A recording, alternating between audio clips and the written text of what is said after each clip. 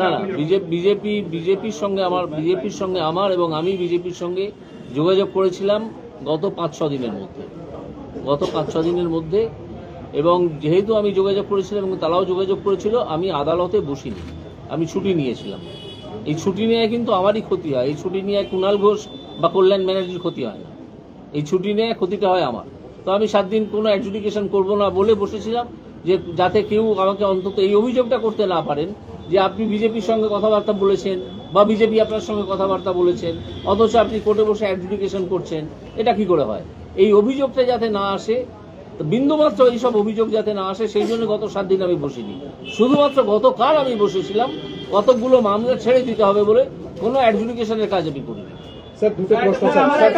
আপনি অনেক প্রশ্ন করেছেন। প্রথম প্রশ্নটা আপনি করেছেন, একটু স্যার, আপনি কি মনে করেন যে তৃণমূল মানে দুর্নীতি, দুর্নীতি মানে তৃণমূল? হ্যাঁ, আমি তাই মনে করি। স্যার, একটা প্রশ্ন আছে। স্যার, সন্দেশখালী নিয়ে আপনার মতামত, সন্দেশখালীতে কি চলছে? Electoral bond, sir, electoral bond কি আদতে দুর্নীতির একটা উপায় বলে মনে হয় আপনার? ইলেকটোরাল বন্ড দুর্নীতির উপায় না হলেও সেখানে স্বচ্ছতার অভাব ছিল, যেটা আমাদের মহামান্য বিচারপতিরা সুপ্রিম কোর্টের সেটাকে ঠিক করে দিয়েছে। सर, ममता बनर्जी को लेके आपका ख्याल क्या है? Mamata Banerjee, yes, like other political personalities, she is also one political personality. What else? Sir, আপনার কি মনে হয় নিয়োগ দুর্নীতি মামলা যখন চলছিল, আপনি যেভাবে রায়গুলো দিচ্ছিলেন, আপনি ছাড়ার পরে সেই রকম যারা ধরো এখনো অনশন করছেন, তারা কি সেই বিচারটা পাবেন যেটা আপনি ভরসা দিয়েছিলেন? সেটা আমি বলতে পারবো না, কারণ এখন যে বিচারপতিরা আছেন তারা তাদের মতো পদ্ধতিতে চলবেন। আমি তাদের পদ্ধতিতে চলছিলাম না, আমি একটা পদ্ধতিতে চলছিলাম যেটা সুপ্রিম কোর্ট অবধি যেটার মান্যতা পেয়েছে। সেটা কোনো সব প্রশ্ন নয়। যখন একটি বিচারপতি আসনে রয়েছেন, সম্মানজনক একটা পদ, সেখানে দাঁড়িয়ে যে স্বচ্ছতার সঙ্গে বিভিন্ন বিষয়ে প্রতিবাদ করছিলেন, সেখানে এবার যখন কোনো একটি রাজনৈতিক দলে আপনি গেলেন, এবং সব দল তো স্বচ্ছতা নিয়ে চলবে না, সব দলের মনে প্রবলেম সমস্যা থাকবে, আপনি কি সেইভাবে প্রতিবাদ করতে পারবেন নাকি এটা গণ্ডির মধ্যে আবদ্ধ হয়ে গেলেন? আপনি দেখুন, এটার জন্য আপনাকে কিছুদিন অপেক্ষা করতে হবে। আমার কার্যক্রম দেখবেন, আমি নিশ্চয়ই বিজেপির পার্টি লাইন মেনেই চলবো, এবং বিজেপি তো বলে দিয়েছে 0 টলারেন্স টু করাপশন।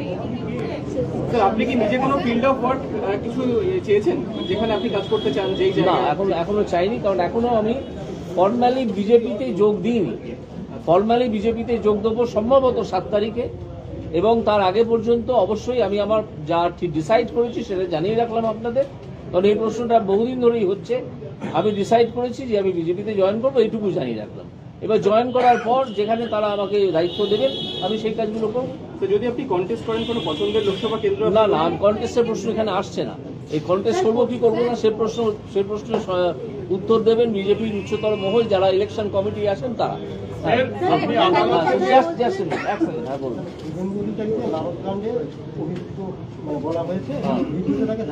প্রথম কথা, নালদকাণ্ড একটা চক্রান্ত।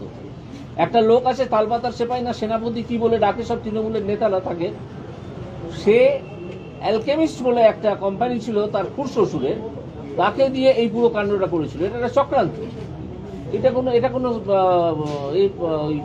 আপনার কি বলে ওটাকে স্টিং অপারেশনই নয়। এটা ওই ভদ্রলোককে ইউজ করে একটা চক্রান্ত করা হয় বিভিন্ন লোককে। যখন সেই তালপাতার সেপাই রাজনীতিতে দাঁড়াতে চাইছিল, তখন সে চায় যে তার বিভিন্ন যে সিনিয়র নেতা যারা আছে তাদের নামে একটা বদনাম রুটিয়ে দিবে, সেই জন্য এই কাজটা করা হয়েছে। সুতরাং এইটা কোনো দুর্নীতির সঙ্গে এর সমস্যা অনেক দূরে। আগে চক্রান্তের দিকটা দেখতে হয়, যে কে চক্রান্তটা করেছিল, কেন চক্রান্ত করেছিল, ওইটি তো শুরু করেছে, অ্যালকেমিস্টের তদন্ত তো শুরু করেছে। টিএমসি নেতাদেরও তো দেখা গেছিল সেই ভিডিওগুলোতে, টিএমসি নেতাদেরই তো দেখা গেছিল, আর কাকে দেখা গেছিল? রাইট। তো সেক্ষেত্রে কি তারাও ওই চক্রান্তের শিকার? আপনি অবশ্যই তারা চক্রান্তের শিকার। কেউ সেই চক্রান্তের শিকার হয়ে এখনো গিয়ে ওই তালপাতার সেপাইকে সেনাপতি বলে ডাকছেন।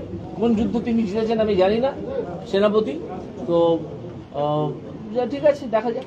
আপনি ইংরেজপূর্ণভাবে যার কথা বললেন, তিনি যদি নির্বাচনী ময়দানে আপনার প্রতিদ্বন্দ্বিতায় দাঁড়ায়, আপনি লড়াই করবেন? দাঁড়াবেন, আমি কি ভয় পালিয়ে যাবো? যদি আমাকে বিজেপি তার বিরুদ্ধে দাঁড় করায়, আমি কি ভয় পালিয়ে যাবো? এবং আমি দেখিয়ে দেবো তার দুর্বৃত্ত দলকে কিভাবে মোকাবিলা করতে হয়। তার একটা পরিষ্কার দুর্বৃত্ত দল আছে ডায়মন্ড হারবারে, তাদের মোকাবিলা করেই তাকে লক্ষ লক্ষ ভোটে হারাবে। আর মমতা বন্দ্যোপাধ্যায় যদি আপনার বিরুদ্ধে দাঁড়ায়, বলছেন আপনি যেখান থেকে দাঁড়াবেন সেখান থেকে আপনাকে হারাবেন। কল্যাণ বন্দ্যোপাধ্যায় নিজে টিকিট পায় কিনা লিখে আপনার জামানত জব্দ হয়ে যাবে বলছে। হ্যাঁ, কল্যাণ বন্দ্যোপাধ্যায় বলছে আপনার জামানত জব্দ হয়ে যাবে। আরে কল্যাণ ঘোষ কি ভবিষ্যৎবাণী করতে শুরু করেছেন নাকি? হ্যাঁ, কল্যাণ বন্দ্যোপাধ্যায় কি ভবিষ্যৎবাণী করতে শুরু করেছেন? মমতা বন্দ্যোপাধ্যায় দাঁড়ালে কি? আমার কথা, মমতা বন্দ্যোপাধ্যায়ের সঙ্গে যদি আপনারা নির্বাচনী ময়দানে লড়াই হয়, তাহলে কি? তাহলে একটা মিনিংফুল লড়াই হবে। কারণ মমতা বন্দ্যোপাধ্যায়কে আমি একজন প্রকৃত রাজনীতিবিদ বলে মনে করি। কোন তালপাতার সেপাইকে আমি দুষ্কৃতির বেশি কোনো সম্মান দিতে পারবো না। কাকে বলছেন তালপাতার সেপাই? বন্দ্যোপাধ্যায় যাকে অন্যরা সেনাপতি বলছে, নাম উল্লেখ করুন। না নাম বলবো না। আমি অনেক নাম, আমি কি এখানে কোনো স্ল্যাং ল্যাঙ্গুয়েজ ইউজ করতে এসেছি? আমি তার নাম নেবো? সেই নামটাকে আমি স্ল্যাং ল্যাঙ্গুয়েজ বলে মনে করি। আমি সেই নামটাই নেবো না। Justice, what about on Narda case? Can you speak on English or English? Yes, I have already said about Narda case. It was a conspiracy hatched by that Talpatar Sipai against the senior leaders of Trinamool Congress. Also, Suvendu Adhikari, on video, they can wrap one paper for, they can already, the video. You find it out what was there inside the wrapped paper. Yes, what was wrapped? Just you have to আমি উত্তর দেবো আপনারা একাধিক প্রশ্ন করবেন। আমাদের রাজ্য এমন একটা রাজ্য যেখানে প্রায় 7খানা ক্লাইমেট জোন, আপনি আদালত থেকে জনতার আদালতে যাচ্ছেন, আপনি এতদিন আদেশ দিয়েছেন, মানুষের কথা শুনতে হবে এবার আপনাদেরকে। এই রাজ্যে আপনার পরিকল্পনা কি? কারণ আপনি ব্যতিক্রমী। আপনি একটা অত্যন্ত ভালো প্রশ্ন করেছেন। আমার মনে পড়ছে যে আমি একবার পশ্চিমবঙ্গের 7টা অ্যাগ্রো ক্লাইমেটিক জোন নিয়ে কথা বলেছিলাম। পশ্চিমবঙ্গের 7টা অ্যাগ্রো ক্লাইমেটিক জোনে বিভিন্ন রকমের শস্য উৎপাদন করা যায়, ক্যাশ ক্রপস এবং অন্যান্য শস্য, তাদের প্রিজার্ভ করা এবং সেগুলোকে মার্কেটিং করা, প্রপার ব্যবস্থা করতে হবে। এই চালকলের মালিকদের মতো ব্যবস্থা করলে চলবে না। ব্যবস্থা যদি করা যায় তাহলে কৃষকরাও উপকৃত হবেন এবং সবাই জানে যে কৃষি যদি উপকৃত হয় শিল্প উপকৃত হয় পাশাপাশি। এবার বলুন আপনি। Sir, what did your fellow just আমার দুটো প্রশ্ন। হ্যাঁ বলুন। একটা হলো যে আপনি রাজনীতিতে যখন জয়েন করছেন, এই মুহূর্তে রাজ্যের রাজনীতিটা নিয়ে আপনার অ্যাসেসমেন্ট কি? এই মুহূর্তে রাজ্যের রাজনীতিতে তৃণমূল বলে যে দলটি আছে সেটা সম্পূর্ণ একটি দুষ্কৃতীদের দল। এটাকে কোনো পলিটিক্যাল পার্টি বলে আমি মনে করি না। এটা একটা যাত্রা পার্টি, পলিটিক্যাল পার্টি নয়। যাত্রা পার্টির যেমন বিবেক থাকে তাদের তেমন বিবেক আছে। একটা যাত্রা, আমি পলিটিক্যাল পার্টি বলে তৃণমূলকে মনেই করি না। তৃণমূল একটা যাত্রা পার্টি। তাদের যাত্রাপালার নাম হচ্ছে মা মাটি মানুষ। তাদের এদের যেমন বিবেক বলে একটা চরিত্র থাকে প্রতিটা যাত্রায়, তাদের আছে। কেউ কেউ হঠাৎ বিবেকবান হয়ে ওঠেন। সেখানে যেমন ছোট লোকের চরিত্র থাকে, মধুমতালের চরিত্র থাকে, এরকম সব অনেক কিছু আছে সেই দলে। আছেই তো, দুর্নীতিগ্রস্তই তো দলটি সম্পূর্ণ দুর্নীতিগ্রস্ত দিয়ে তৈরি।